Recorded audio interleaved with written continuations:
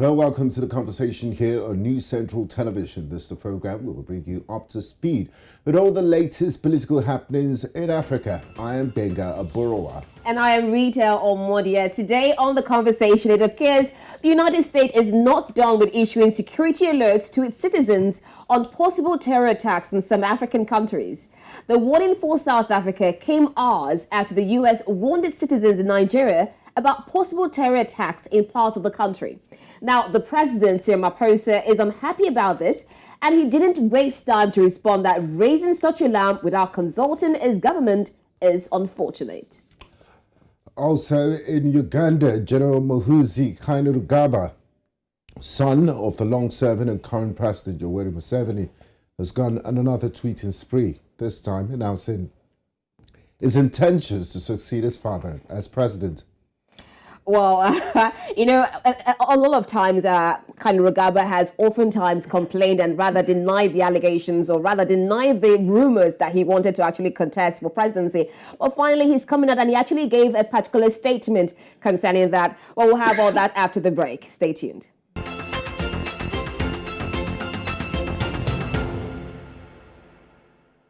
Back to stay with us now. We continue great situation in South Africa where there's been an outrage among women's rights group as they are criticizing the police for perceived failures after charges were dropped against 14 men accused of gang raping and robbing female members of a film crew at an abandoned mine in Krugersdorp, west of Johannesburg.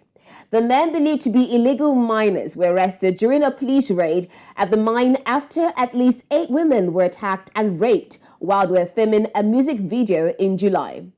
Reports of the rape sparked violent protests in townships around Krugersdorp as community members accused the small-scale miners working in the abandoned mine shaft of committing the crimes. However, on Thursday, state prosecutors said there was insufficient evidence against the men to proceed with the case. And we've been seeing lots of outrage coming from this supposed release of the suspects. And joining us for this conversation, we have Professor Kholofelo Rakubu, Acting Head, Safety and Security Management, Tshwane University of Technology, Cape Town. Thank you so much for joining us on the conversation. I hope I got that correctly.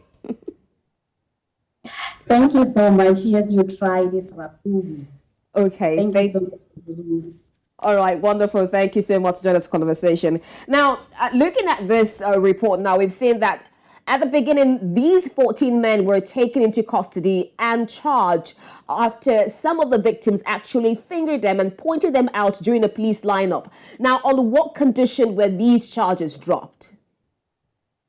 Thank you for having me and good evening to your viewers. We all know that for successful conviction, there shouldn't be any doubt. So now the NPA comes back to report that due to insufficient evidence, they can no longer proceed with the matter. Now, this tells us of multiple factors that negatively impact on the case. Before, we were informed that some have been identified and some have been linked. What is questionable now, which does not make sense and which frustrates community members is the reasons under the umbrella of insufficient evidence. What evidence did they have in the beginning when they arrested these men? Now, how insufficient is that evidence that is not provided? Were there not identification? Were there not medical reports? Were there not linking of suspects with the crime side? That is not provided. And that also perpetuate high violence rate within these communities. There will be heightened animosity between communities and illegal miners. Now we have to brace ourselves for more violence because it's now an eye for an eye. Communities are up in arms because they feel injustice and they have all reasonable doubts to question the integrity of our justice system between the police and the investigators who did not do their job, because the matter has been reported. this also impacts negatively on critical issue, which is rape underreporting in South Africa. This case, remember, received so much attention, media attention, national and international. So now, as a victim in a rural community, victims of rape, why would my case succeed if this kind of case does not go through? What is it that they did not do? Who did not provide what and where? And my suggestion is that the investigation should be relaunched, because we're setting a bad precedent to offenders out there that we are incapable. So we should be informed extensively, thoroughly, why the term insufficient evidence. What is it that they are looking for and they cannot find, so that they can be assisted? Because if these illegal miners indeed raped those women, tomorrow 5 women will be raped, 3 women might be killed. Are we safe? No, we're not safe. And as communities, this is also an opportunity to vent out. And you know the nature of venting out in South Africa. A clinic might be vandalized, a school might be vandalized, and unstable community also leads to more criminality. Just because the community is ungovernable, a potential offender is already looking at a minor and deciding what to do with the minor. So on top of the term insufficient evidence, tomorrow we are likely to receive 10 more killing crimes just because of the inability to deal with this current one. Now, Professor Rakubu, you mentioned some of the consequences that might happen. Even jungle justice, people might lose hope in the police and the criminal justice system and just take laws into their hands if justice is not perceived to have been served when you have this sort of situation. Now, judging from the gravity of the crime, do you believe these were valid enough reasons for the charges to be dropped? Who should the blame, whose table should the blame be laid? Is it the National Prosecuting Authority or the South African Police Services? Who dropped the ball on this case? Because it's one thing to announce that you've arrested people. It's another thing to see that a thorough investigation is done and justice is served. Thank you. Remember, it starts with the South African Police Service. And it also depends on community's assistance. For successful investigation, thorough information should be provided. Now, it becomes impossibility for a National Prosecuting Authority to proceed when the first leak, when there seems to be doubt, because that also can lead to litigations, that can also lead to the state being sued if there would be possibility of wrongful arrest or wrongful prosecutions. And now we need to go back to the police. And you are right by saying it tarnishes the image of the justice system as a whole. There's possibility that some of those illegal miners are not first-time offenders. Some might have been in prison before and not thoroughly rehabilitated and led back to communities. Hence, we are having this problem. And remember, we also have problem with issue of corruption within the justice system. And not long ago, there was an exposure with regards to the lifestyle and the magnitude of illegal mining in South Africa, where flashy wealth, expensive cars were showed that the kings of this illegal mining, they do have a lot of money. So today, when we are told there's insufficient evidence, we can also tap into that space to check, since we have corruption issue, who did not intentionally do their work to jeopardize the process as a whole. Professor Rakubu, of course, you stay with us, and unfortunately, due to time and the number of topics we're supposed to deal with, I would have loved to talk about the issue of identity parade and even the DNA results that they said that did not match with the particular suspect. But still stay with us, as right now we're looking at situations of terror alert. Now, President Ramaphosa has expressed his displeasure over the U.S. Embassy security advisory warning of a possible weekend terrorist attack in South Africa without consulting its government. The U.S. Embassy on Wednesday posted the alert on its website and identified the potential target at Sandton, a suburb in the country's financial hub of Johannesburg, adding that the attack will take place over the weekend. The British, Canadian and Australian High Commissions and the French and German embassies in Pretoria all relayed to their citizens the United States alert of Wednesday that the United States government has received information that terrorists may be planning to conduct an attack targeting large gatherings of people at an unspecified location in the Greater Sandton area of Johannesburg in South Africa on the 29th of October 2022. The latest U.S. security move comes after the embassy on Sunday urged Americans to limit their movement due to an elevated risk of terror attacks in Nigeria, specifically in the capital Abuja, a warning repeated by Britain, Canada and Australia. It was quite unfortunate that the US government issued that kind of warning without having had deep dive type of discussions with us. But following that, we were able to engage them and to get to understand precisely where this warning or information has come from. And South Africans should be best informed by the South African government, our agencies as they are getting better at their job of securing our people, are alert and are looking very closely at this type of threat, and they continue to do so. So any form of alert will come from the government of the Republic of South Africa, and it is unfortunate that another government should issue such a threat as to set panic amongst our people. Unfortunate is what the president of South Africa, Terr0r Ramaphosa, calls this incident.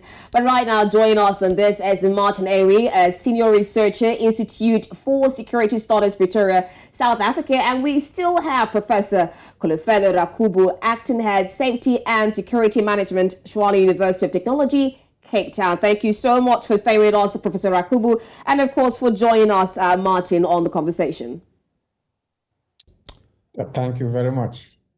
All right, so I'll begin with you, Martin. Now, to lay things straight, was the South African Intelligence Service prior contacted about this possible terror threats? Indeed, yes, that has been the practice for the past many years, that the U.S. has been issuing this terror alert in South Africa. I think what the intelligence actually complained is the time that was given to them, but in actual fact, that's not the blame against the U.S. government. They are saying that the U.S. government should have never released this information because they were already pursuing the cases and they were at the verge of actually capturing the individuals.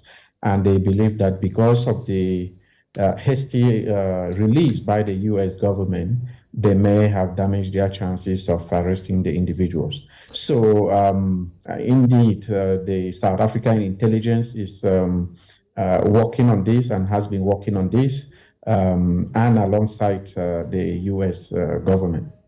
Now, Martin, the President of the Republic of South Africa, Terr0r Ramaphosa, did express his displeasure with the way the United States Embassy went about it. He said that they caused a lot of panic and unease in the country. What is the global best practice among intelligence agencies in dealing with this sort of threat before an announcement has been made? If in Europe, for example, where the U.S. has intelligence of this sort, they will normally share it with their counterpart. Remember, this is not a diplomatic process. This is a process that is entirely led by intelligence, and they do it, they like things to be done very discreetly. So in Europe, for example, when the U.S. government has intelligence and they share it with their European counterpart, what happens is that the European counterpart will actually issued an alert to their people. And when they issue this alert, the process is normally to advise people in terms of how to behave. Most often, they will heighten the alert system. Sometimes they move from yellow to red, or red or yellow to orange. Whatever the alert level might be. And then the population is informed. The challenge in South Africa is that we don't have this system. And therefore, when this intelligence is shared with the South African counterpart, what they normally do is to follow up with the US government. They will ask questions. And of course, the politicians are not kept in the loop, because normally it is the South African intelligence that should know how to share the information with their superiors in politics. But of course, sometimes this is not the case. And year after year, whenever we have such an alert in South Africa, this is the debate. Why did the US government issue this without consulting the South African government? President Ramaphosa was just expressing a sentiment that has been there for a very long time. Okay, now we still have Professor Rakubu with us, and the proposed target, according to what the U.S. embassy has said, is a sanctioned area. So how exactly is this area, and why would it be a possible target for terrorists? Can you hear me, Professor Rakubu? Okay, while we still try to get her, Martin, I don't know if you'd like to talk about this, the sanctioned area. Why would it be a possible area for terrorists? Okay, Professor Rakubu. Yes. Are you with us now? Yes, I'm with you. I lost a bit of audio there. Okay. Can you repeat the question? All right, we're looking at the designation sport there, and it's called Sanctioned Area. Can you tell us more about this area and why it will be a target for terrorists? I think I have audio issue, but I can just give my generic perspective there with regard to the President's assertion of the situation being unfortunate. From all of this, already conspiracy theory has emerged. South Africa was unstable. Remember, for US to come up with this alert, it undermines the integrity of South Africa as a country. It compromises our international standing. The day they decided to announce or to give that alert, obviously South Africa lost business. Someone decided not to proceed with the plan to invest in South Africa. And my question is, what are repercussions? Because this is not new. In 2015, on the 8th of September, if not mistaken, there was a similar alert with regard to Sandton. And we know that Sandton is an economic hub.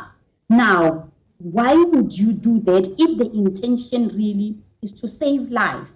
And if what are challenges with collaboration? Is South Africa difficult to an extent that you are unable to reach out with evidence, because you must always back up your story with evidence? So now this gives opportunistic an opportunity, because next week should Sandton be victimized or vandalized, we are likely now to look into this direction that maybe US was right to undermine South Africa. Can I go to US and do the same thing? I don't think so.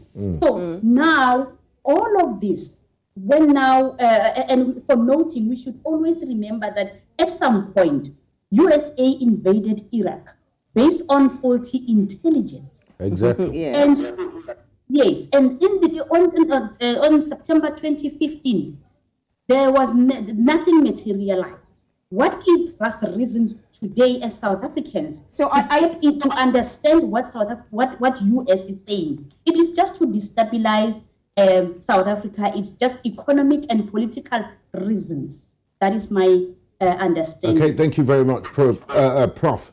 Now, Martin, before we begin to wrap things up on this conversation, what's the current situation of things in South Africa? Are the people still apprehensive about going about their regular business? Has the tension been reduced? And what's the South African government's response? Well, from the previous question about why Sandton, because there's going to be a gay pride march tomorrow, Saturday, and possibly Sunday.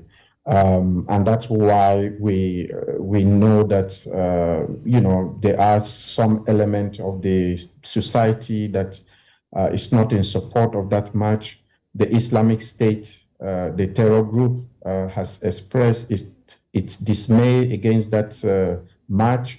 And therefore, they have actually said they will attack it, and which is where the intelligence is coming from. So Sandton is because of where the gay march is going to take place, and there will be quite a number of gatherings in Sandton during the weekend.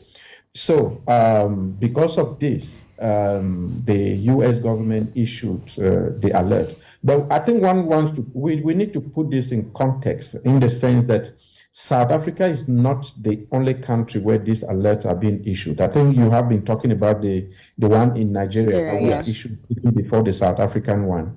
If you look across Africa, there have been a number of countries. Just this month alone, Senegal has, they issued an alert. Benin, they issued an alert. Togo, they issued an alert. Mali, they issued an alert. So there have been various alerts. And even just beside us here in South Africa, Lesotho, there was a travel advisory on the feet of... But Martin, permit me to interrupt you for a second. Just 2 days ago, there was a school shooting in the United States of America that led to the loss of lives. You never see African countries releasing a travel advisory about going into the United States when these things occur on a regular basis. We know the problems with gun violence. So why is it a one-way thing? You are absolutely right. And that's the responsibility of the African government. Now, the United States government owes that obligation to its citizens. If a U.S. citizen is killed abroad in an incident that the U.S. government did have information that could have saved that person or mitigate his injuries, that the U.S. government could be brought to court and they could pay damages. So African government do not have this responsibility towards their people. And that's why when they're in the U.S., they could actually issue this alert. Remember, the U.S. government is not issuing this to the host government or to other government. They are issuing this alert to U.S. citizens in those countries. And that's what we misunderstand what is going on. That these alerts are not, yes, they have far-reaching implications on the host government, but they are not meant for them. They are meant for U.S. Citizens, which is the U.S. legal obligation towards its people. I'd like to say a very big thank you to you, our guest, Martin Ewi, Senior Researcher at the Institute for Security Studies in Pretoria, and Professor Kholofelo Rakubu, Acting Head, Safety and Security Management at Tshwane University of Technology in Cape Town. I do appreciate your time and contribution on the program. Thank you.